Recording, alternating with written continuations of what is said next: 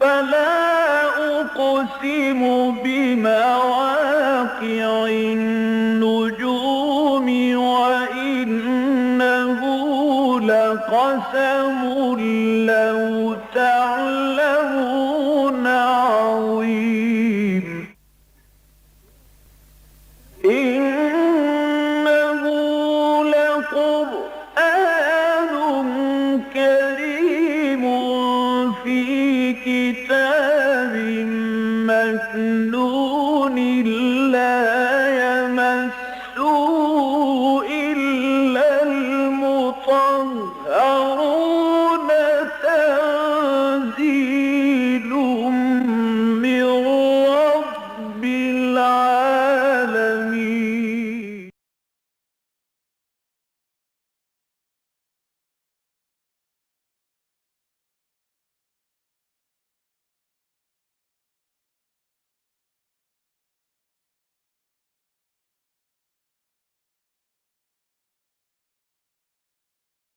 أعوذ بالله من الشيطان الرجيم.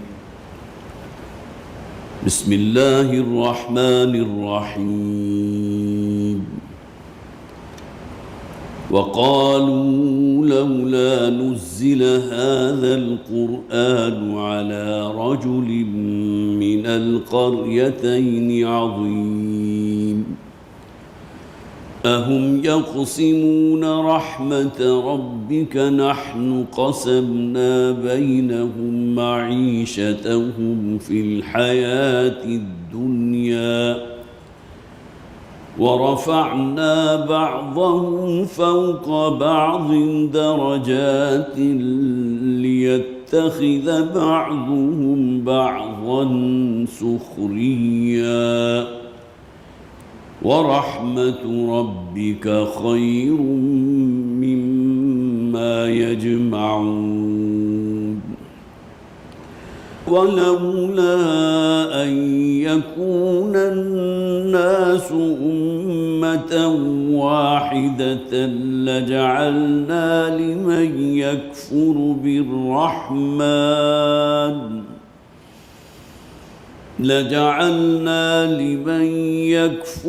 بالرحمن لبيوتهم سقفا من فضة ومعارج عليها يظهرون ولبيوتهم أبوابا وسررا عليها يتكئون وزخرفا وإن كل ذلك لما متاع الحياة الدنيا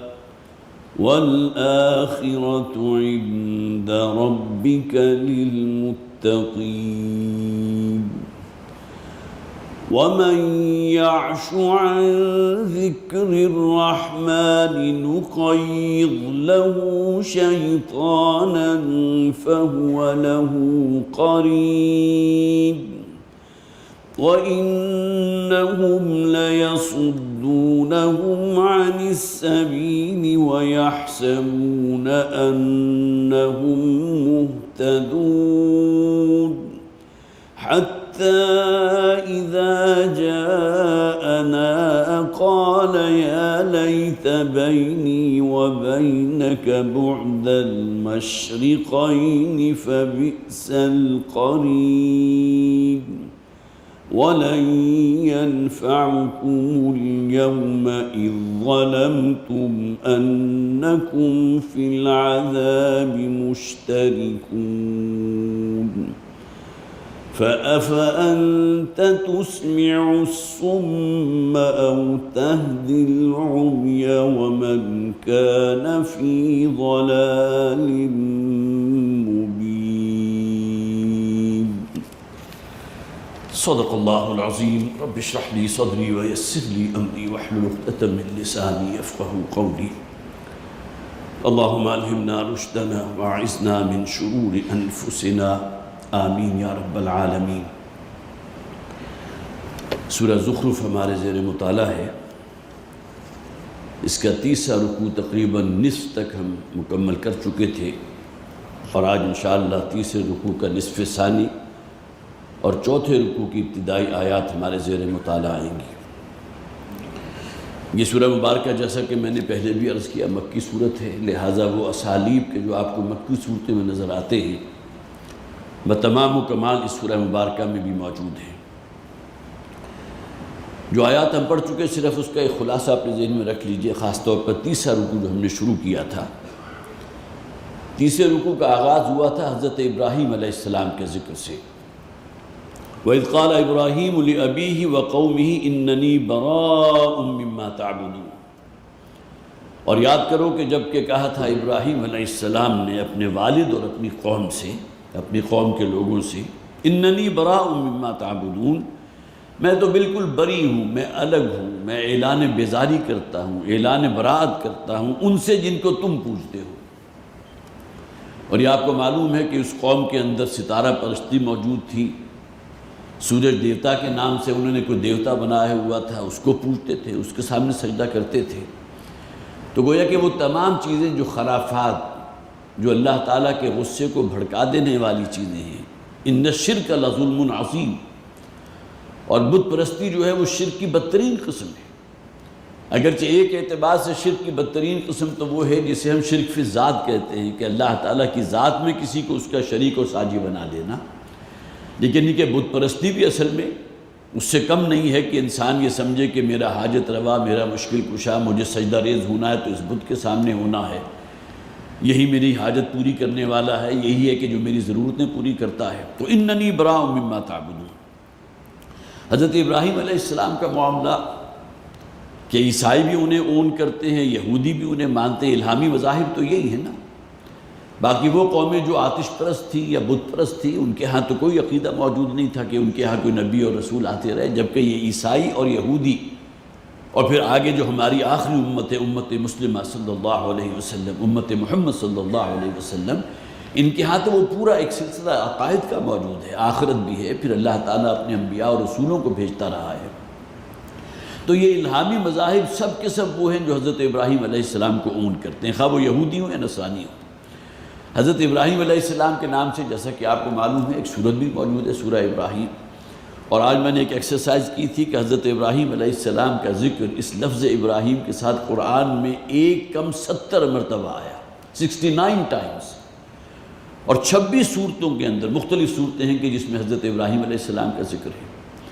اور فوری طور پر تقابل اگر کریں حضرت موسیٰ علیہ السلام کے ذکر سے، تو حضرت موسیٰ کا نام قرآن حکیم میں 136 مرتبہ استعمال ہوا، ایک صورت میں کئی مرتبہ بھی آیا، اور کل 36 صورتیں ہیں جس میں حضرت موسیٰ علیہ السلام کا ذکر موجود ہے ان کے نام کے ساتھ۔ حضرت ابراہیم کا جو وہ معاملہ کہ انہوں نے اپنی اولاد میں حضرت اسحاق ہیں، پھر ان کے بیٹے حضرت یعقوب ہیں جن سے پھر بنی اسرائیل کی نسل چلی ہے، اور دوسری شاخ بنی اسماعیل جو حضرت ابراہیم علیہ السلام کے بیٹے تھے حضرت ہاجرہ کے بطن سے، اسی نسل میں محمد رسول اللہ صلی اللہ علیہ وسلم کی بعثت ہوئی ہے، جسے ہم بنی اسماعیل کہتے ہیں۔ ایک بنی اسرائیل ہیں حضرت یعقوب علیہ السلام کی نسل سے،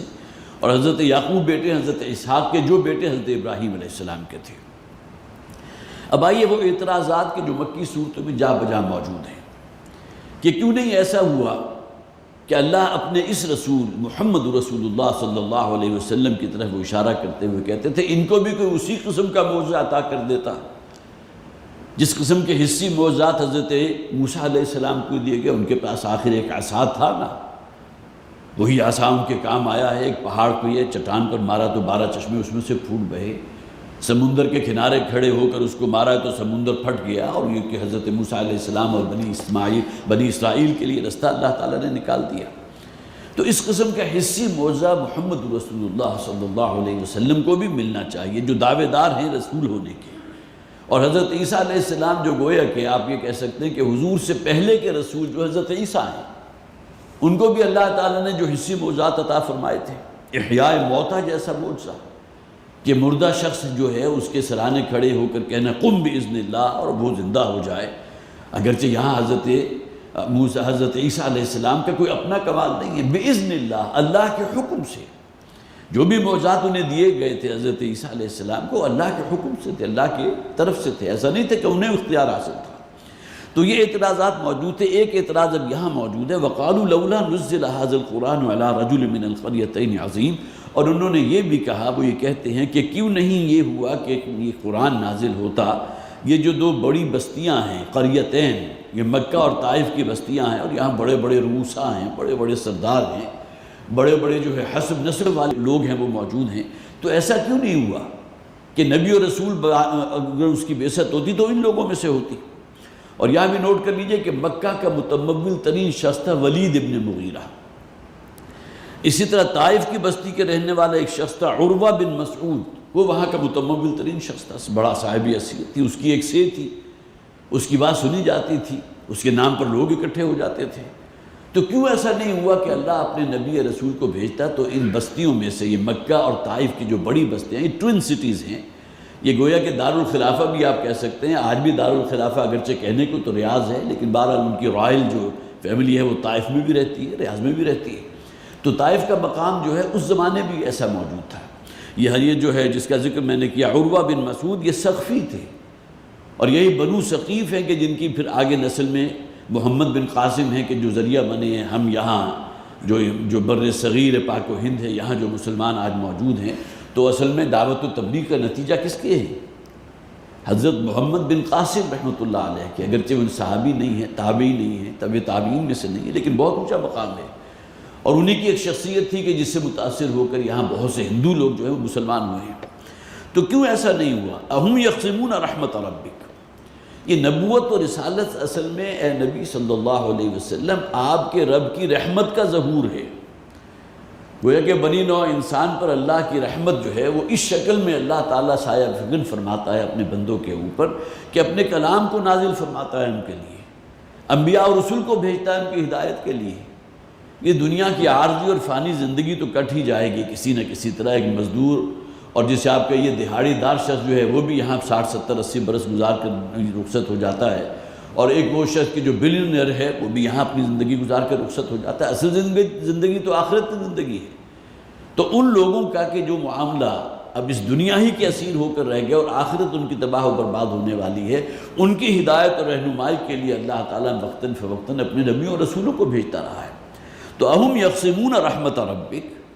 کیا آپ کے رب کی رحمت جو ہے، جو وحی نازل ہو رہی ہے، اللہ کی رحمت کا بہت بڑا مظہر ہے. پھر یہ نبوت اور رسالت جو ہے، جو اللہ کی رحمت اور فضل کا بہت بڑا مظہر ہے، کیا یہ لوگ ہیں کہ جن کے ہاتھ میں اختیار ہے کہ جسے چاہیں نبی اور رسول بنا لیں؟ یا یہ کہ اللہ تعالیٰ معاذ اللہ ان سے کوئی مشورہ کر کے کسی کو نبی اور رسول مبعوث فرماتا ہے؟ اہم یقسمون رحمت ربک نحن قسمنا بینہم معیشتہم فی الحیات الدنیا. یہ ذرا غور تو کریں، یہ دنیا میں جو معیشت ہے،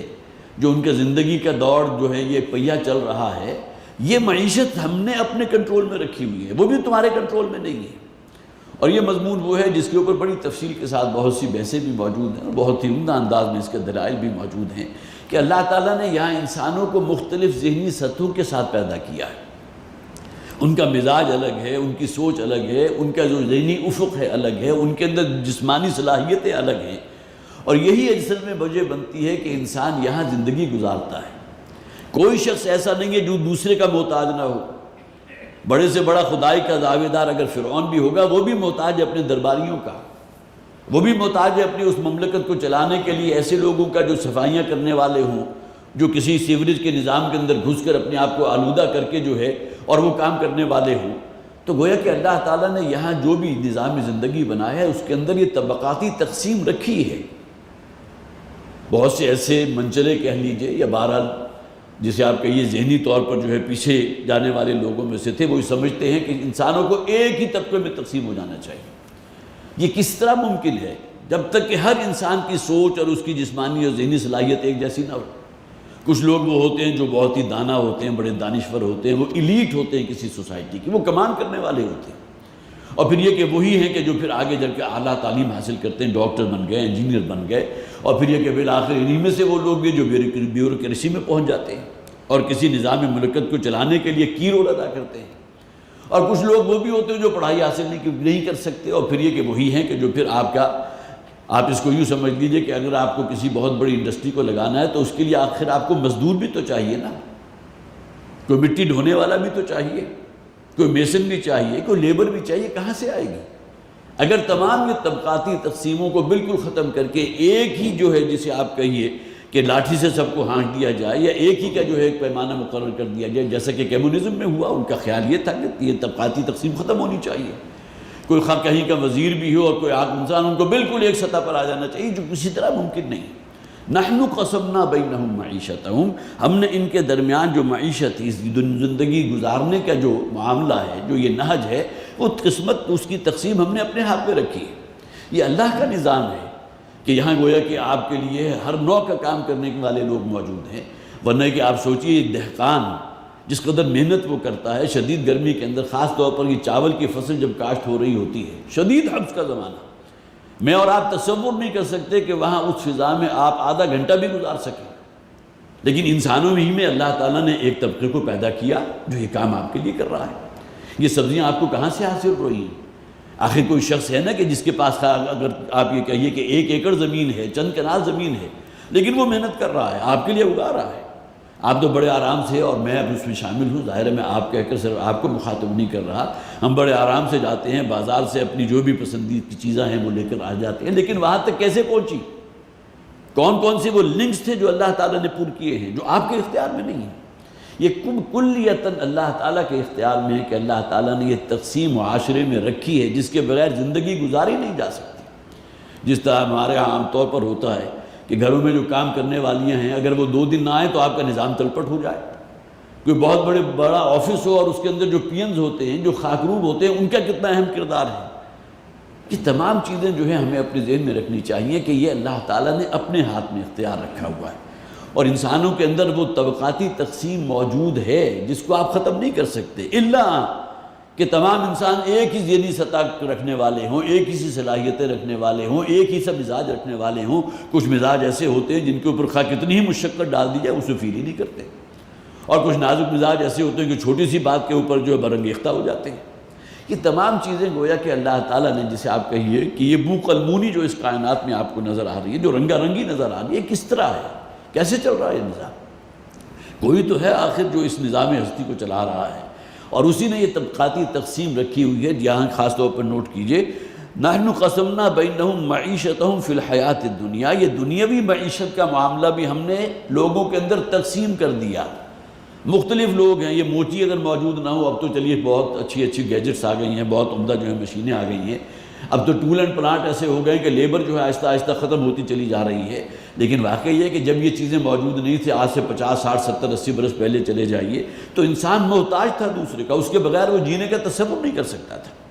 وہی مثال جو میں نے آپ کو دی ہے، اگر خاک روب اور یہ جو ہے گلیوں کو صاف کرنے والے یا سیوریج کے نظام کو صحیح کرنے والے کہیں کسی سوسائٹی میں موجود نہ ہو، ان کا نظام نہ ہو، تو آپ کا جو ہے پہیہ بالکل رک کر رہ جائے۔ نحن قسمنا بینہم معیشتہم فی الحیات الدنیا ورفعنا بعضہم فوق بعض درجات، اور لوگوں میں بعض کو بعض پر ہم نے درجوں کے اعتبار سے فضیلت دی ہے۔ وہ لوگ کہ جو روپے پیسے والے ہیں، مال و دولت والے ہیں، آخر ان کے پاس اتنا ہے کہ وہ مزدوروں کو لے کر ہائر کر کے اپنا کام نکلواتے ہیں تاکہ ان کی جو ہے معیشت وہ بھی چلتی رہے، ان کو بھی لیبر ویجز بھی ملتی رہے۔ ہمارے دین نے اس حوالے سے بڑی تاکید کی ہے کہ مزدور کا پسینہ خشک ہونے سے پہلے اس کی اجرت ادا کر دو، اور ان کے ساتھ کوئی ظلم کا معاملہ نہ کرو۔ اور اللہ تعالیٰ نے اگر تمہارے کاروبار کے اندر وسعت دی ہے، برکت دی ہے، اور تمہیں اللہ تعالیٰ نے بڑی فراوانی دی ہے، تو ان لوگوں کو نہ بھول جاؤ جن کے اوپر کلیتاً انحصار ہے تمہاری اس انڈسٹری کا جو تم چلا رہے ہو۔ وہ طبقہ کے جو ہمارے ہاں جسے آپ یہ درجہ چہارم کے لوگ ہیں، جو لیبر ہیں، بڑی سے بڑی ٹیکسٹائل مل ہو، لیکن لیبر کے لیول کے اوپر کام کرنے والے آپ کو ہزاروں کی تعداد میں ملیں گے، اور بہت کم لوگ وہ ہوں گے جو اس سے اوپر کی سطح، پھر اس سے اوپر کی، اور آخر ایک جنرل مینیجر ایک شخص بیٹھا ہوا ہے یا سی ای او ہے، اس سے نیچے کتنے طبقات موجود ہیں جو کل کے کل ایک دوسرے پر ڈیپینڈنٹ ہیں۔ ان میں سے کسی ایک کو بھی اگر آپ نے نکال دیا، یہ انتہائی مستحکم اور مضبوط نظام، نحن قسمنا بینہم معیشتہم فی الحیات الدنیا، یہ ہم ہیں نا کہ جنہوں نے تقسیم کی ہے اس زمین، اس زندگی گزارنے کے مختلف یہ فیزیں جو ہیں لوگوں کے درمیان، ورفعنا بعضہم فوق بعض درجات، اور بعض کو بعض پر ہم نے درجات کے اعتبار سے جو فضیلت عطا فرمائی ہے، کس لیے؟ لیتخذ بعضہم بعضا سخریہ، یہ بہت خوبصورت الفاظ ہیں، تاکہ ان میں سے کچھ لوگ دوسرے لوگوں سے اپنی خدمت لے سکیں۔ دیکھیے جس معاشرے میں یہ قرآن نازل ہو رہا تھا اس زمانے کا تصور کیجئے، جبکہ آقا اور غلام ہے۔ کوئی آقا تصور ہی نہیں کر سکتا کہ کسی غلام کے بغیر وہ اپنی زندگی گزار سکتا ہے۔ وہ تو گویا کہ کلیتاً ڈیپینڈنٹ اسی پر ہے، اس کا ہر کام اسی نے کرنا ہے، اس کے چشم و ابرو کے اشارے پر وہ کام کر رہا ہے۔ اسی معاملے کو ایکسپینڈ کریں تو آج کا زمانہ ہے، بڑی بڑی انڈسٹریز موجود ہیں، لیکن وہ طبقہ ابھی بھی وہیں کا وہیں ہے۔ لِيَتَّخِذَ بَعْضُهُمْ بَعْضًا سُخْرِيًّا، تاکہ لوگ ایک دوسرے سے خدمت لے سکیں۔ سخریہ اس کے مختلف تجارب، ایک دوسرے سے کام لے سکیں۔ اگر یہ تقسیم موجود نہ ہو تو یہ زندگی کا پہیہ بالکل جام ہو کر رہ جائے، یہ گاڑی جو ہے آگے سرکنے کو تیار نہ ہو۔ یہ اللہ تعالیٰ کا نظام ہے جو اس نے بنایا ہے، لِيَتَّخِذَ بَعْضُهُمْ بَعْضًا سُخْرِيًّا، تاکہ یہ جو درجات کی تقسیم اللہ نے رکھی ہے، تاکہ ایک درجے والے لوگ یا ایک کمیونٹی کے لوگ یا ایک طرز کے لوگ جو ہے دوسروں کو اپنے سے کام میں لا سکیں، ان سے کوئی کام لے سکیں، ان سے خدمت لے سکیں۔ وَرَحْمَتُ رَبِّكَ خَيْرٌ مِّمَّا يَجْمَعُونَ، اور سب سے بڑھ کر یہ کہ آپ کے رب کی جو رحمت ہے وہ تو ان تمام چیزوں سے بڑھ کر ہے جو مال و دولت یہ جمع کر رہے ہیں۔ یہاں پھر لے آئیے پیچھے، رحمت ہے کیا؟ ہم پچھلی آیات میں پڑھ چکے ہیں، ہم یقسمون رحمت ربک، نبوت اور رسالت سب سے بڑی رحمت ہے۔ تو گویا کہ اللہ تعالیٰ نے جو وحی کا سلسلہ قائم کیا ہے تمہاری ہدایت کے لیے، تمہاری رہنمائی کے لیے، وہ ہے رحمت۔ اور یہاں مراد یہ قرآن حکیم ہے، یا ایھا الناس قد جاءتکم موعظۃ من ربکم وشفاء لما فی الصدور ورحمۃ وہدی ورحمۃ للمؤمنین قل بفضل اللہ وبرحمتہ۔ دیکھیے یہاں وہی لفظ آ گیا، اے لوگو تمہارے پاس آ چکا ہے تمہارے رب کی طرف سے ایک موعظہ حسنہ، قرآن حکیم۔ شفاء لما فی الصدور بھی ہے، جو سینوں کے امراض کی شفا ہے،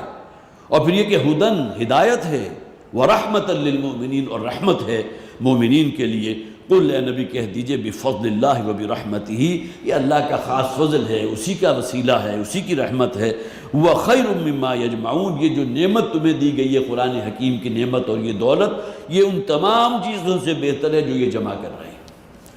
ان کی نظر جو ہے وہ تو دنیاوی مال و اسباب پر ہے نا، یہ مادہ پرستانہ سوچ تو یہی ہوگی، اسی دنیا کی زیب و زینت ہے، یہاں کی آرائش ہے، یہاں کا روپیہ پیسہ ہے، یہاں کی چمک دمک ہے، جبکہ اصل رحمت اللہ تعالیٰ کی وہ ہدایت ہے جس سے تمہیں اس نے نوازا ہے اس قرآن حکیم کے ذریعے۔ تو وَرَحْمَتُ رَبِّكَ خَيْرٌ مِّمَّا يَجْمَعُونَ، اے نبی صلی اللہ علیہ وسلم، جو آپ کی رحمت ہوئی آپ کے رب کی آپ پر اس قرآن کی صورت میں، اور آپ کو نبوت و رسالت کے لیے منتخب فرما کر، وہ کہیں بہتر ہے ان تمام چیزوں سے جو جمع کر رہے ہیں، جو یہ سینت سینت کر رکھ رہے ہیں۔ وَلَوْلَا أَن يَكُونَ النَّاسُ أُمَّةً وَاحِدَةً، اور اگر ایسا نہ ہوتا کہ دھڑکا اس بات کا ہوتا کہ تمام انسان ایک ہی سمت اختیار کر لیں گے، ایک ہی طریقے پر آ جائیں گے۔ وَلَوْلَا أَن يَكُونَ النَّاسُ أُمَّةً وَاحِدَةً لَجَعَلْنَا لِمَن يَكْفُرُ بِالرَّحْمَٰنِ،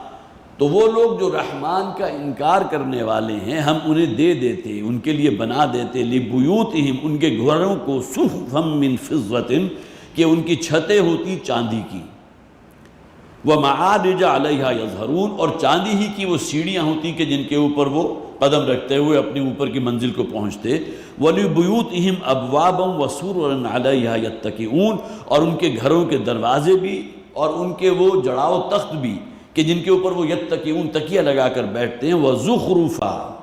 نہ صرف یہ کہ ان تمام کو ہم چاندی کا بنا دیتے بلکہ سونے کی شکل میں جو ہے اس کے روپ میں دھار دیتے۔ وَإِن كُلُّ ذَلِكَ مَتَاعُ الْحَيَاةِ الدُّنْيَا، لیکن اصل معاملہ یہ ہے، یہ تمام چیزیں جو ہیں وہ دنیا کے برتنے کی ہیں۔ یہاں اصل میں نکتہ کیا ہے کہ اللہ تعالیٰ کے نزدیک اس دنیا و مافیہ کی وقت ہے کیا؟ جو لوگ بھی یہاں کفر کر رہے ہیں، اللہ کا انکار کر رہے ہیں، ایک تو وہ ہے نا اللہ تعالیٰ کے عذاب کا تازیانہ ان کی پشت پر برسا، لیکن وہ معاملہ اس وقت تک نہیں ہوتا جب تک اللہ تعالیٰ کسی نبی یا رسول کو نہ بھیج دے۔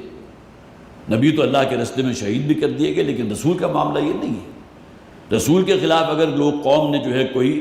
اقدام کا معاملہ کیا تو اللہ تعالیٰ نے پھر اس قوم کو تباہ و برباد کر دیا، ہلاک کر دیا۔ بہت سی بیسیوں مثالیں قرآن حکیم کے اندر موجود ہیں۔ تو گویا کہ وہ لوگ کہ جو اسی دنیا کے جو ہے جو زلف گراگیر کے اسیر ہیں، یہاں سونا چاندی، یہی اصل میں جب قرآن نازل ہو رہا تھا تب بھی یہی چیزیں کنز تھیں۔ اور آج بھی دیکھ لیجئے کہ لیبیا کے صدر جو ہے معمر قذافی کو سنا ہے کہ ٹنوں سونا اس کے جو ہے بیسمنٹس کے اندر سے برآمد ہوا تھا، وہ شاید سمجھتا ہوگا کہ جتنا میں سونا جمع کر لوں گا اتنی میری زندگی طویل ہو جائے گی اور اس دنیا ہی کی راحت مجھے حاصل ہو جائے گی۔ وہ صرف ایک کا نام نہیں ہے بلکہ آپ کو سینکڑوں مثالیں اور مل جائیں گی۔ اتنا کچھ دولت کا انبار، خواہ وہ سونے کی شکل میں ہو، چاندی تو بہرحال اس حوالے سے اس کی وقت کوئی نہیں رہی کہ اس کا تو ریٹ کسی اعتبار سے بھی جو ہے کچھ ایک حد سے آگے بڑھا ہے، لیکن سونا جو ہے وہ آگے سے آگے بڑھ رہا ہے۔ تو اس زمانے میں بھی کنز یہی تھا۔ تو اللہ تعالیٰ فرماتے ہیں کہ اگر ہمیں یہ اندیشہ نہ ہوتا تو جو لوگ بھی اس دنیا میں کفر کر رہے ہیں اسی دنیا میں ہم انہیں دے دیتے، لیکن اصل معاملہ آخرت کا معاملہ ہے، اور وہاں پھر جہنم کی آگ ہے کہ جو ان کا منتظر ہوگی۔ لیکن یہ کہ اس کے باوجود اللہ تعالیٰ فرماتے ہیں، جیسے کہ قرآن حکیم میں ایک اور جگہ بھی کہا گیا نا، قُلْ مَنْ حَرَّمَ زِينَةَ اللَّهِ الَّتِي أَخْرَجَ لِعِبَادِهِ وَالطَّيِّبَاتِ مِنَ الرِّزْقِ۔ سورہ اعراف کا جو ہے ایک آیت میں نے خاص طور پر نوٹ بھی کی تھی، اس کو ذرا دیکھ لیجئے۔ نبی ان سے کہہ دیجئے کہ کون ہے کہ جس نے اس دنیا کی زینت کو حرام کیا، اخرج لعبادہ، جو اس نے نکالی اپنے بندوں کے لیے۔ یہاں کی نعمتیں ہیں، کھانے پینے کا سامان ہے، زیب و زینت کی چیزیں ہیں، روپیہ پیسہ مال و دولت ہے۔ والطیبات من الرزق، ہاں وہ طیب ہونا چاہیے۔ اگر مال و دولت ہے تو حلال اور پاک ذریعے سے کمائی گئی ہو۔ قُلْ هِيَ لِلَّذِينَ آمَنُوا فِي الْحَيَاةِ الدُّنْيَا، اے نبی ان سے کہہ دیجئے یہ چیزیں ہم نے اس دنیا کی زندگی میں برتنے کو دی ہیں، اہل ایمان کو بھی دی ہیں اور یہ کہ کفر کو بھی دی ہیں۔ جیسا کہ حضور نے فرمایا یہ کافروں کے لیے دنیا جو ہے جنت بنا دی گئی، لیکن یہ کہ بہرحال آخرت ہے کہ جو اصل ٹھکانہ ہے۔ الدنیا سجن المؤمن و جنت الکافر، مومن کے لیے تو دنیا قید خانہ ہے، جگہ جگہ پابندیاں ہیں، یہ نہیں کرنا، یہاں نہیں جانا، یہ آگے پابندی ہے، یہ لمٹ ہے، اسے کراس نہیں کرنا، یہ حرام ہے، یہ مکروہ ہے، یہ ناجائز ہے۔ جبکہ کافر کے لیے گویا کہ ہر شے جائز ہے، ہر شے وہ اس سے استفادہ کرتا ہے۔ تو فرمائے دنیا کی نعمتیں ہم نے اس دنیا میں اہل ایمان کو دی ہیں۔ قُلْ هِيَ لِلَّذِينَ آمَنُوا فِي الْحَيَاةِ الدُّنْيَا خَالِصَةً يَوْمَ الْقِيَامَةِ، لیکن یہ تمام نعمتیں جو یہاں حاصل ہیں اس کی کیا شکل وہاں ہوگی قیامت کے دن، آخرت میں کس شکل میں ملیں گی؟ لیکن وہ خالص ہوں گی اہل ایمان کے لیے، خالصۃ یوم القیامہ۔ اس دنیا میں بھی ہم نے دی ہے لیکن وہ مخصوص کر دی گئی ہیں اہل ایمان کے لیے کہ جو اخروی زندگی ہے یہ تمام نعمتیں ان کو وہاں بھرپور طور پر ملیں گی۔ تو اس دنیا و ما فیہا کی یہ تمام چیزیں، یہ سونا چاندی اور یہ جن کو تم سمجھتے ہو کہ شاید وہی اصل شے ہے، یہ اگر اللہ کی نگاہ میں مچھر کے پر کے برابر بھی ان کی وقت ہوتی ہے، ایک حدیث صحیح کے الفاظ ہیں، تو اللہ تعالیٰ کسی کافر کو یہاں ایک گھونٹ پانی نہ دیتا۔ اگر یہ اندیشہ نہ ہوتا کہ لوگ ایک ہی طرف لڑک جائیں گے، مولانا اصلاحی نے اس کا ترجمہ کیا، ایک ہی طرف لڑک جائیں گے، گویا کہ سب کے سب جو ہے ان لوگوں کی دیکھا دیکھی، جیسا کہ قارون کا معاملہ ہوا تھا، وہ بستی والوں کے دل میں بڑی حسرت موجود تھی کہ کاش کہ قارون جتنی دولت ہمیں بھی حاصل ہوتی۔ لیکن جب اللہ کا عذاب آیا اور قارون اپنے مال و دولت سمیت اور اپنے وسیع و عریض بنگلے اور محل سمیت زمین میں دھسا دیا گیا، تو انہوں نے فوراً اللہ کی پناہ طلب کیا، پروردگار ہم پناہ مانگتے ہیں، ہم نے یہ خواہش کی تھی کہ شاید دولت، یہ مال و دولت جو قارون کو حاصل ہے یہ ہمیں مل جائے، لیکن یہ کہ آج جو اس کا انجام ہم دیکھ رہے ہیں تو ہم تیری پناہ میں آتے ہیں۔ تو یہ گویا کہ اگر اس بات کا خطرہ اور دھڑکنا ہوتا کہ تمام لوگ اسی طرز کو اختیار کر لیں کہ جو کفر کا معاملہ ہے، جو کافر اختیار کیے ہوئے ہیں، تو ہم ان کو بہت کچھ اس دنیا میں دے دیتے، لیکن پھر آخرت میں ان کے لیے شدید ترین عذاب ہے۔ وَلِبُيُوتِهِمْ أَبْوَابًا وَسُرُرًا، یہاں زخرف کا لفظ آیا، اس سورہ مبارکہ کا نام بھی زخرف ہے، اور زخرف اصل میں کہتے ہیں زیب و زینت کے لیے، جیسا کہ بہت ہی خوبصورت الفاظ ہیں، سورہ یونس کی آیت نمبر 24 ہے کہ وہ بھی میں نے خاص طور پر نوٹ کی تھی، بہت ہی خوبصورت الفاظ ہیں۔ اس دنیا کی زندگی کے جو زیب و زینت ہے اور جس کے ہم بھی بڑے ریجھے ہوئے ہیں، ہمارے نزدیک بھی اصل قدر تو روپے پیسے کی ہے نا، چمک تو دولت میں ہے۔ انما مثل الحیات الدنیا کماء انزلناہ من السماء، یہ سورہ یونس آیت نمبر 24 ہے۔ اس دنیا کی زندگی کی مثال ایسے ہے جیسا کہ اللہ تعالیٰ آسمان سے بارش نازل فرماتا ہے، فاختلط بہ نبات الارض، اور یہ آسمانی پانی جو ہے اس زمین کی قوت نمو کے ساتھ خلط ملط ہو کر یہاں سے نباتات اگتی ہیں، وسیع و عریض جو ہیں فصلیں لہرا رہی ہیں۔ مما یاکل الناس والانعام، اور یہ تمام چیزیں اللہ تعالیٰ نے پیدا کی ہیں جو لوگوں کے کھانے کے لیے، خورد و نوش کے لیے اور حیوانات کے لیے۔ ظاہر ہے کہ جو بھی گھوڑا ہے، جو بھی بھینس ہے، گائے ہے، بکریاں ہیں، بھیڑ ہے، ان کے لیے کوئی الگ سے آپ کو کاشت تو نہیں کرنا پڑتا، اسی زمین سے وہ چیزیں اگ جاتی ہیں جو اللہ تعالیٰ نے ان کی غذا کے طور پر نازل فرما دی، زمین کو حکم دیا اس نے اگا دی۔ حتیٰ اذا اخذت الارض زخرفها، بالکل وہی الفاظ جو وہاں موجود تھے جو سورہ مبارکہ کا نام ہے، یہاں تک کہ جب زمین نے اپنے زیورات اوڑھ لیے، مولانا اصلاحی نے ترجمہ کیا تھا زمین نے اپنے گہنے اوڑھ لیے، گہنے پہن لیے۔ جس طرح وہ گہنوں کو پہنا جاتا ہے، خوبصورت جڑاؤ زیورات پہنے جاتے ہیں، اس کی وجہ سے اور خوبصورتی میں اضافہ ہوتا ہے، تو گویا کہ آپ کی فصل ہے، اس کے اوپر چھوٹی چھوٹی کونپلیں نکلی ہوئی ہیں، اس میں سے چھوٹے چھوٹے پھول نکلے ہوئے ہیں۔ سرسوں کی اگر فصل آپ نے دیکھی ہو کھیت کو، تو معلوم ہوتا ہے کہ گویا کہ گولڈن پورا کا پورا علاقہ ہے، سنہری زمین ہو گئی ہے۔ حتیٰ اذا اخذت الارض زخرفها، یہاں تک کہ جب زمین نے اپنے گہنے اوڑھ لیے، وہ زیورات سے لد گئی، وَزَيَّنَتْ، اور خوب مزین ہو گئی، دیکھنے والوں کے دل کو بڑا لبھانے لگی۔ وَظَنَّ أَهْلُهَا أَنَّهُمْ قَادِرُونَ عَلَيْهَا، اور جو بھی اس کھیت کے مالک تھے انہوں نے اب یہ پوری طرح گمان کر لیا کہ اب یہ فصل انہیں مل کر رہے گی۔ أَنَّهُمْ قَادِرُونَ عَلَيْهَا، کہ اس کے اوپر پوری طرح قادر ہیں۔ چند دن کے بعد وہ فصل اتار لگی اور پھر ان کے یہاں ریل پیل ہوگی، اس کی فروخت کریں گے، اور پھر جسے آپ کہیے کہ ان کے وارے نیارے ہو جائیں گے۔ أَتَاهَا أَمْرُنَا لَيْلًا أَوْ نَهَارًا، اچانک ہمارا حکم ان کے اوپر آ پڑتا ہے رات کے اوقات میں یا دن کے اوقات میں، فَجَعَلْنَاهَا حَصِيدًا كَأَن لَّمْ تَغْنَ بِالْأَمْسِ، اور اس بہت پر رونق کھیتی کو جو بہت خوبصورت ہے، جو جسے آپ کہیے کہ زیورات سے لدی ہوئی دلہن کی طرح نظر آ رہی ہے کسان کو، تحت نگاہ جو ہے وہ پھول کھلے ہوئے ہیں، فصل اگی ہوئی ہے، ہمارے عذاب کا ایک تازیانہ برستا ہے۔ اور پھر وہاں فرمایا فَجَعَلْنَاهَا حَصِيدًا، ہم اسے چورا چورا کر دیتے ہیں، كَأَن لَّمْ تَغْنَ بِالْأَمْسِ، گویا کہ کل یہاں کوئی کھیتی موجود ہی نہیں تھی، وہ زمین میں مل کر چورا چورا ہو گئی۔ كَذَلِكَ نُفَصِّلُ الْآيَاتِ لِقَوْمٍ يَتَفَكَّرُونَ، مثال کس کی دی گئی تھی؟ دنیا کی زندگی کی۔ اب غور و فکر کرنے والوں کے لیے یہی مثال موجود ہے، وہ اپنی اس کھیتی کا تصور کریں، وہ کاروبار جو انہوں نے بڑی محنت سے جمایا ہے، اور وہ انڈسٹری انہوں نے لگائی ہے، کیا کچھ ہے، بڑی ریل پیر ہے، سب کچھ ہے۔ اللہ کا حکم آتے دیر نہیں لگتی، اللہ کی پکڑ آتے دیر نہیں لگتی، جیسا کہ اس کھیتی کا معاملہ جس کی مثال یہاں دی گئی۔ تو وہاں بھی دیکھیے جو الفاظ آئے تھے، وَأَخَذَتِ الْأَرْضُ زُخْرُفَهَا، اور زمین نے اپنے گہنے اوڑھ لیے، وہ زیورات سے لد گئی۔ یہاں بھی چاندی کے ساتھ جب لفظ آیا، چاندی کے لیے فضہ کا لفظ آیا، لِبُيُوتِهِمْ سُقُفًا مِّن فِضَّةٍ، اور اس کے فوراً بعد آیا وہ زخرفہ، تھوڑے چند الفاظ کے بعد، گویا کہ سونا اور چاندی مراد ہیں، ہم ان کے جو ہے وہ چاندی اور سونے کے بنا دیتے۔ وَإِن كُلُّ ذَلِكَ لَمَّا مَتَاعُ الْحَيَاةِ الدُّنْيَا، اور یہ تمام چیزیں اصل میں دنیا کے برتنے کی چیز ہے۔ وہ لوگ کہ جو بہت اونچی سطح پر زندگی بھی سر کر رہے ہیں، ممکن ہے راتوں کی نیندیں ان کی حرام ہوتی ہوں، اور وہ جو بالکل لوور مڈل کلاس کے لوگ ہیں وہ رات آرام کی چین کی نیند سوتے ہوں۔ یہ مثالیں آپ کو مل جائیں گی۔ ذالک متاع الحیات الدنیا، کل دنیا کی زندگی کی متاع ہے۔ والآخرۃ عند ربک للمتقین، ہاں اصل شے جو ہے جو متقین کے حصے میں آنے والی ہے وہ آخرت ہے، اور آخرت میں خاص طور پر ظاہر متقین کا ذکر ہے تو یہاں مراد جنت ہے۔ فروح و ریحان و جنت نعیم، اللہ تعالیٰ کی جو نعمتیں حاصل ہوں گی اہل تقویٰ کو جو متقین ہیں، جن کے دل میں واقعتاً خدا خوفی موجود ہے۔ والآخرۃ عند ربک للمتقین، اور تیرے رب کے نزدیک تو آخرت ہوگا کہ جو بہترین ٹھکانہ ہوگا متقین کے لیے۔ ومن یعش عن ذکر الرحمن نقیض له شیطانا فهو له قرین، اور جو شخص بھی رحمان کے ذکر سے غافل ہو گیا، یعش، عین شین الف یا عین شین واو، یہ حروف علت آخر میں تبدیل ہو جاتے ہیں،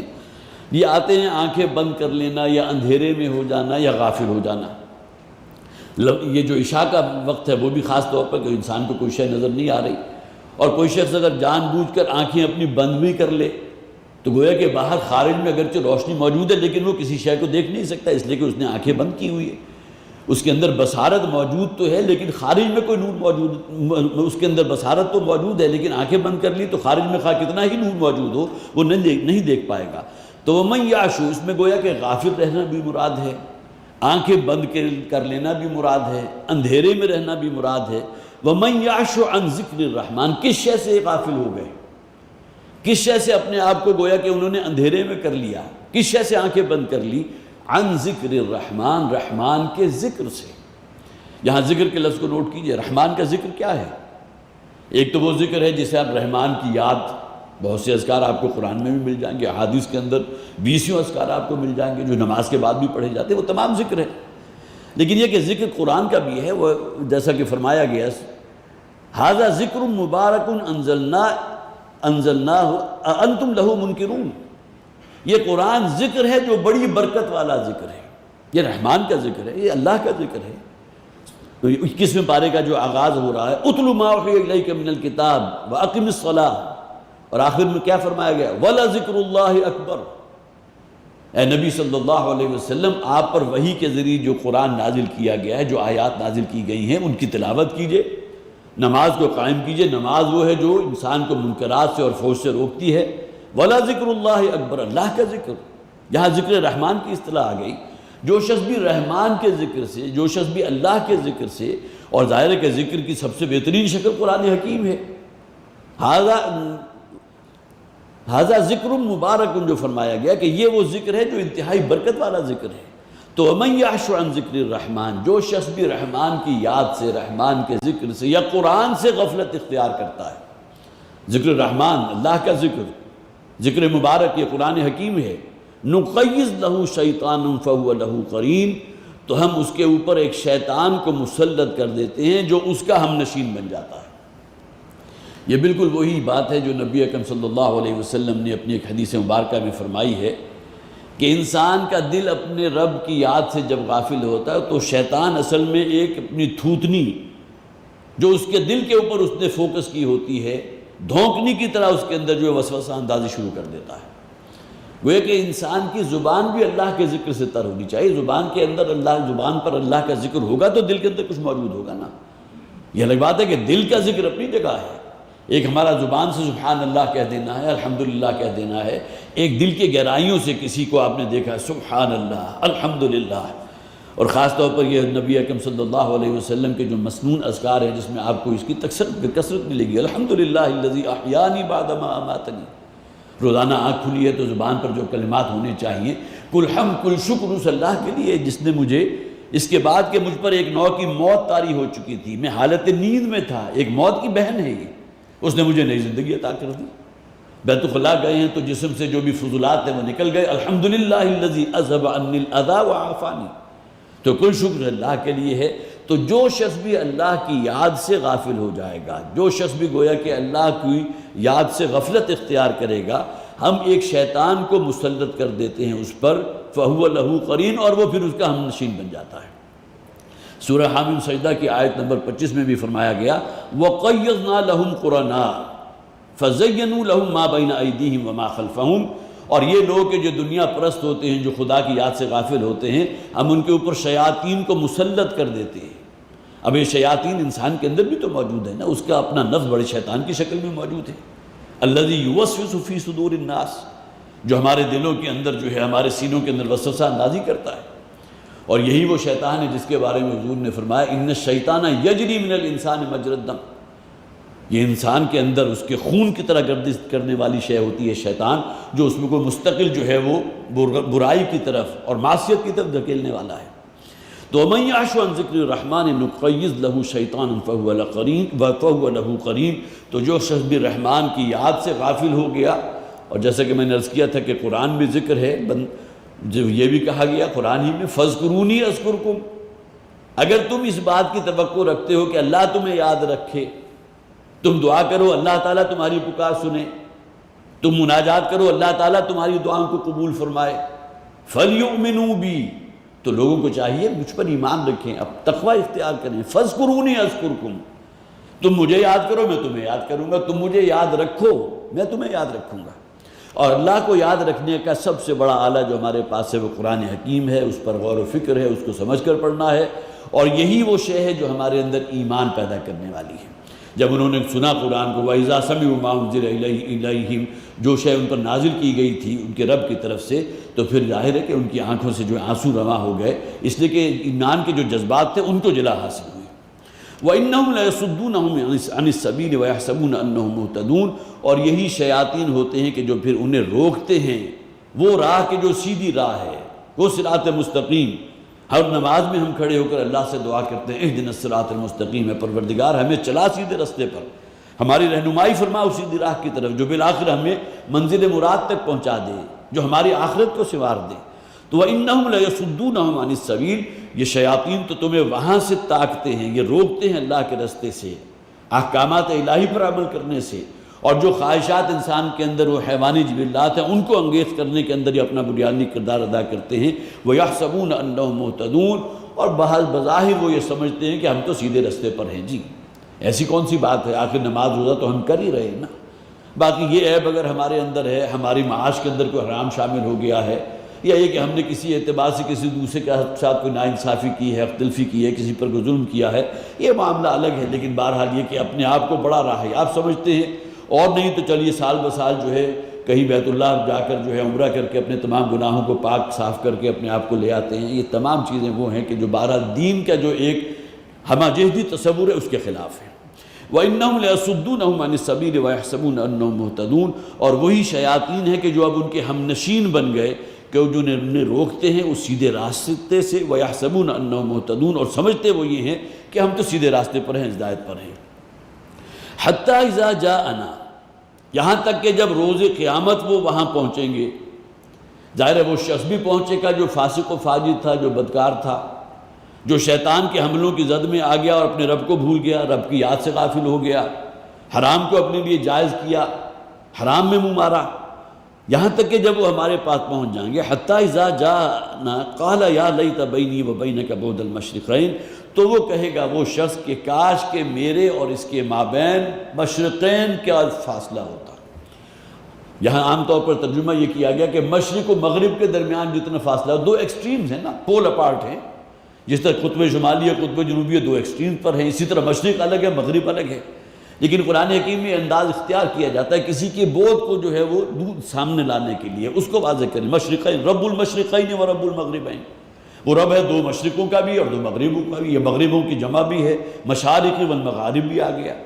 بہت سے مشرق ہیں بہت سے مغرب ہیں۔ اس کی ایک تعبیر تو یہ بھی کی جاتی ہے کہ مشرق میں جو سورج نکلتا ہے تو سردیوں میں سے آپ دیکھیں گے کہ اس کے نکلنے کی جگہ کچھ اور آپ کو محسوس ہوتی ہے، گرمیوں میں بالکل تبدیل ہو جاتی ہے۔ یہی معاملہ اس کے غروب ہونے کی جگہ کا ہے۔ تو کچھ لوگوں نے گویا کہ بہت سے مشرق ہیں، ہر روز گویا کہ ایک نیا مشرق طلوع ہو رہا ہے، ایک خاص اینگل سے سورج طلوع ہو رہا ہے اور ایک اسی خاص اینگل کے اوپر غروب ہو رہا ہے۔ اور پھر یہ کہ عام طور پر جو اس آپ کا یہ فصحى عربی ہے اس کے اندر یہ اصطلاح استعمال، مشرقین سے مراد بہت ایسا فاصلہ کہ جس کو آپ ناپ ہی نہیں سکتے۔ کاش کہ اس کے یہ شیطان کے جس نے مجھے ورغلایا، جس نے مجھے اللہ اپنے رب کی جو ہے اطاعت سے منحرف کیا، جس نے میری نفسانی خواہشات کو انگیخت کیا اور مجھے بغاوت اور سرکشی کے رستے پر ڈال دیا، کاش کہ میرے اور اس کے درمیان اتنا فاصلہ ہو جائے یا ہوتا کہ جس کی بنیاد پر آج میں اس انجام سے دوچار ہو رہا ہوں۔ فبئس القرین، تو وہ بہت ہی برا ساتھی ثابت ہوا۔ یہ جنات جو اصل میں شیاطین تو عام طور پر وہی ہیں نا، کان من الجن، وہ شیطان عزازیل جو تھا جسے ہم ابلیس کے نام سے جانتے ہیں، وہ تو جنات میں سے تھا۔ لیکن یہ کہ شیاطین ہی کی ذریت ہے، جنات ایسے ہیں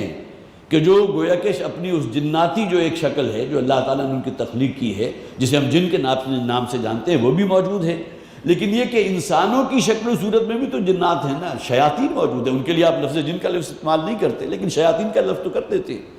اور بعض شیطان نما جو انسان ہوتے ہیں، دیکھنے میں انسان ہیں لیکن اصل میں ان کے اندر شیطان سرایت کیے ہوئے ہوتا ہے، وہ شیطانوں کو کہیں پیچھے چھوڑ جاتے ہیں، وہ ایسی خون ریزی کرتے ہیں اور اس درجے تباہی اور ہلاکت لاتے ہیں اور ایسی پلاننگ وہ کرتے ہیں کہ شیطان بھی شاید اشش کا رکھتا ہو کہ یہ تو میرا بھی استاد بن گیا ہے انسانوں کے اندر۔ تو قرآن میں کہا گیا نا، یا لیتنی لم اتخذ فلانا خلیلا،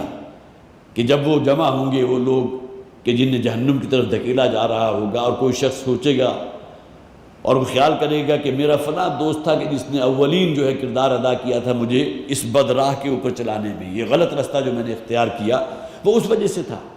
تو اس کے بڑے ہی حسرت بھرے الفاظ جو قرآن نے یہاں قرآن حکیم میں موجود ہیں، یا لیتنی لم اتخذ فلانا خلیلا، کاش کہ میں نے فلاں شخص کو اپنا دوست نہ بنایا ہوتا۔ یہ دوستی کا اتنا گہرا تعلق تھا کہ جس کے زیر اثر وہ پھر اسی رستے کو ایڈکشن کے اندر پڑ گیا یا فوج بے حیائی اور زناکاری کے رستے پر پڑ گیا، اور اس کا نتیجہ کیا تھا؟ بد صحبت کا۔ میں نے فلاں شخص جو تھا کہ اس نے مجھے ورغلایا، اور آج جو مجھے قیامت کے دن اپنا انجام دیکھنا پڑ رہا ہے، یا لیتنی لم اتخذ فلانا خلیلا، کاش کہ میں نے فلاں شخص کو اپنا دوست نہ بنایا ہوتا۔ تو فبئس القرین، تو وہ بہت ہی برا ہم نشین اور ساتھی ثابت ہوا جو بالآخر تمہیں جہنم تک اس نے پہنچا دیا۔ قرآن نے کہا نا کہ وہ دیکھ انہ یراکم هو وقبیلہ من حیث لا ترونہم، شیطان تو وہاں سے تمہیں تاکتا ہے جس کے بارے میں تم گمان نہیں کر سکتے۔ شیطان کے حملے تو اس درجے محکم ہوتے ہیں اور ایسی جگہ سے وہ تمہارے اوپر وار کرتا ہے کہ تم اس کا تصور نہیں کر سکتے۔ بظاہر نیکی کا لبادہ اڑا کر شیطان جو ہے وہ بدی اور اس کے اندر شامل کر دیتا ہے۔ بہت سی مثالیں ایسی موجود ہیں جسے ہم کہتے ہیں کہ یہ بدعات جو رائج ہو گئی ہیں، اور اس کے اندر بدعات کی بھی بہت سی سٹیجز ہیں، اس میں سے ایسی بھی ہیں کہ جو واقعتاً انسان بڑے نیکی سمجھ کے کر رہا ہوتا ہے لیکن حقیقتاً وہ شیطان کی سجائی ہوا رستہ ہوتا ہے۔ وَلَن يَنفَعَكُمُ الْيَوْمَ إِذْ ظَلَمْتُمْ أَنَّكُمْ فِي الْعَذَابِ مُشْتَرِكُونَ، اور آج کے دن تمہاری کوئی شے تمہاری منفعت نہیں کر سکتی، کوئی شے تمہارے کام نہیں آ سکتی۔ تم نے لاکھوں کروڑوں اربوں کا بیلنس زمین میں چھوڑ دیا، لیکن یہ کہ یہاں کوئی کرنسی کام آنے والی نہیں ہے۔ یہاں اصل کرنسی جو کام آنے والی ہے وہ انسان کی سیرت، اس کا کردار، اس کا لین دین، اس کے اعمال صالحہ ہیں۔ وہ صدقہ جاریہ جو اس دنیا سے رخصت ہو کر وہ پہنچ گیا، قبر میں ڈال دیا گیا، لیکن یہ کہ اس کے نیک اثرات جو ہے اس دنیا سے چلے جانے کے بعد بھی لوگ اس سے استفادہ کرتے رہے اور اس نیکی کے رستے کو اختیار کرتے رہے، یہ وہ چیزیں ہیں کہ جو اس دن کی اصل کرنسی ہوگی جو تمہارے کام آنے والی ہے۔ تو وَلَن يَنفَعَكُمُ الْيَوْمَ إِذْ ظَلَمْتُمْ أَنَّكُمْ فِي الْعَذَابِ مُشْتَرِكُونَ، تو کوئی شے اب تمہیں نفع نہیں پہنچا سکتی۔ وہ تم نے جو سوچا تھا فرشتوں کے بارے میں کہ شاید ہماری شفاعت کریں گے، ہم نے ان کے نام پر بڑے بڑے جانور ذبح کیے تھے، بڑی خیراتیں دی تھی، بڑی نظر نراز کیا تھا، تو شاید اللہ کے ہاں جا کر ہمارے سفارشی بن جائیں، ان میں سے کوئی ایسا نہیں ہے جو تمہارے یہاں کسی کام آ سکے، تمہیں کوئی نفع پہنچا سکے۔ اِذْ ظَلَمْتُمْ، جب کہ تم نے خود ظلم کیا تھا، یہ اپنی جانوں پر ظلم ڈھایا نا۔ وَلَا تُلْقُوا بِأَيْدِيكُمْ إِلَى التَّهْلُكَةِ، قرآن کہتا ہے اپنے ہاتھوں اپنے آپ پر ظلم نہ کرو۔ انسان کوئی گناہ کماتا ہے، کسی معصیت کا ارتکاب کرتا ہے تو گویا کہ وہ اپنے اوپر ظلم کر رہا ہے، اپنی آخرت تباہ کر رہا ہے، اپنی اخروی زندگی کو داؤ پر لگا رہا ہے، وہ اپنی جانوں پر خود ظلم ڈھا رہے ہیں۔ جیسے قرآن نے کہا، کئی مقامات پر اللہ تعالیٰ فرماتے ہیں ہم نے ان پر کوئی ظلم نہیں کیا تھا،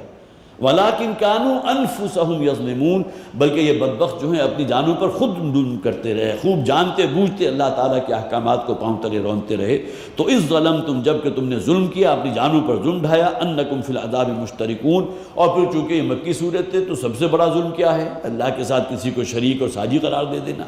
وہ شرک بھی مراد ہے کہ تم جس شرک کے اندر ملوث ہوئے تھے اس کا یہ انجام ہے جو تمہیں یہاں جھیلنا پڑ رہا ہے۔ انکم فی العذاب مشترکون، کہ اب یہ عذاب جہنم میں جو اب مشترک ہے تمہارے مابین،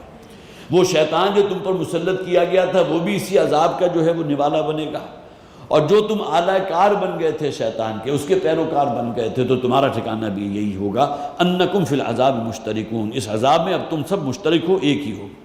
افانت تسمع الصم او تهدی العمی ومن کان فی ضلال مبین، تو اے نبی صلی اللہ علیہ وسلم کیا آپ ان بہروں کو سنائیں گے؟ بظاہر تو جتنے لوگ بھی حضور کے مخاطبین تھے ان میں کوئی بہرا تو نہیں تھا، کان تو سب کے پاس تھے اور سب باتیں سنتے بھی تھے، لیکن جسے کہا جاتا ہے نا کہ یہ جیسا کہ قرآن کہتا ہے کہ انہا لا تعمل ابصار ولکن تعمل قلوب التی فی الصدور، یہ اصل میں انسان کی آنکھیں اندھی نہیں ہوتی بلکہ وہ دل اندھے ہو جاتے ہیں جو حق کو قبول نہیں کر رہے۔ یہ مکی صورت ہے، قرآن سنایا جا رہا ہے محمد رسول اللہ صلی اللہ علیہ وسلم کی زبان سے، لیکن یہ کہ بالکل جس طرح کسی حیوان کو آپ خواہ اس کے کان کے قریب جا کر بھی کچھ سنا ہے وہ آپ کی بات سمجھے گا ہی نہیں، آواز سن رہا ہے، یہی معاملہ ان لوگوں کا ہے۔ قرآن نے کہتا ہے کہ یہ بہرے لوگ ہیں،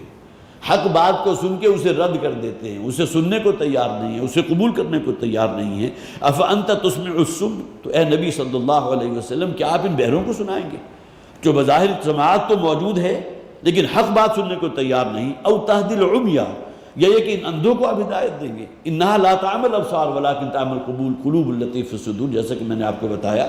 کہ انسانوں کی آنکھیں نہیں اندھی ہوتی، آنکھیں تو بڑی بینا تھی، ابو جہل کی بھی، ابو لہب کی بھی بڑی موٹی موٹی سرخ آنکھوں والا تھا، لیکن یہ کہ بہرحال دل اندھے ہو چکے تھے۔ وَمَنْ كَانَ فِي ضَلَالٍ مُبِينٍ، اور جو کوئی بھی اپنی گمراہی میں اور آگے سے آگے بڑھتا چلا جا رہا ہے، اے نبی صلی اللہ علیہ وسلم آپ انہیں ہدایت نہیں دے سکتے، آپ ان کے سامنے حق بیان تو کر رہے ہیں، ہم نے آپ کو اختیار نہیں دیا اس بات کا کہ جبر کر کے اور زبردستی انہیں حق کے رستے پر لے آئیں، گن پوائنٹ پر ان سے اسلام قبول کروائیں، نہیں، بلکہ کہ آپ کے ذمہ تو اس بات کا پہنچا دینا ہے۔ انما انت علیک البلاغ وعلینا الحساب، یہ قرآن کے پیغام کو پہنچا دینا آپ کے ذمہ ہے، ہاں ان سے حساب لینا اور ان کا مواخذہ کرنا، ان کا محاسبہ کرنا ہمارے ذمہ ہے۔ اللہ تعالی ہمیں توفیق عطا فرمائے کہ ہم قرآن حکیم کو سمجھ سکیں، اس پر غور و فکر کریں اور اپنی زندگیوں کے اندر اس کے مطابق ایک تبدیلی پیدا کر سکیں۔ بارک اللہ لی ولکم فی القرآن العظیم ونفعنی وإیاکم بالآیات والذکر الحکیم۔